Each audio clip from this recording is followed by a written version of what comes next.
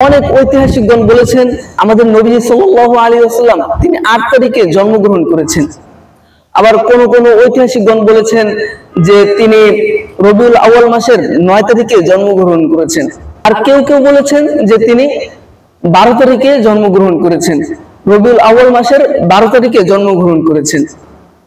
তো এখন আমাদের দেখতে হবে যিনি আমাদের নবী, যিনি সৃষ্টি না হলে পৃথিবী সৃষ্টি হতো না, আসমান জমিন কিছুই সৃষ্টি হতো না, তার জন্ম তারিখ নিয়ে এত মতভেদ কেন?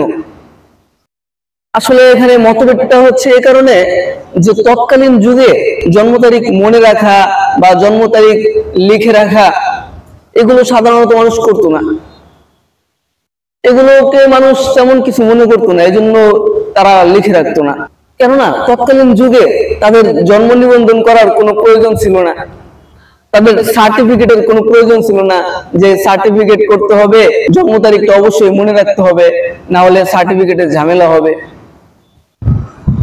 এমনকি তাদের সময় স্মার্ট কার্ডও ছিল না যে তারা স্মার্ট কার্ডে তাদের নিবন্ধন করবে, তাদের জন্ম তারিখ লিখে রাখতে হবে।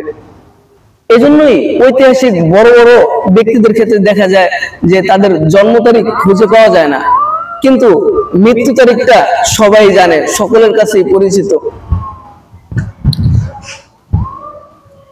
তো আমাদের নবীজি সাল্লাল্লাহু আলাইহি ওয়াসাল্লাম তিনি ১২ তারিখে এই পৃথিবীতে জন্মগ্রহণ করেছেন, এটা একেবারে নির্ভরযোগ্য তথ্য নয়।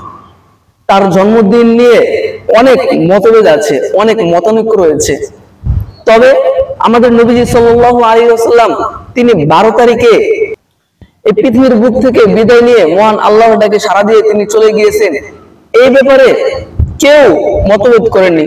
সকল সাহাবায়ে কেরাম এবং সকল ঐতিহাসিকগণ এ ব্যাপারে একমত যে আমাদের নবীজি সাল্লাল্লাহু আলাইহি ওয়াসাল্লাম রবিউল আউয়াল মাসের ১২ তারিখে এই পৃথিবী থেকে মহান আল্লাহর ডাকে সাড়া দিয়ে চলে গিয়েছেন।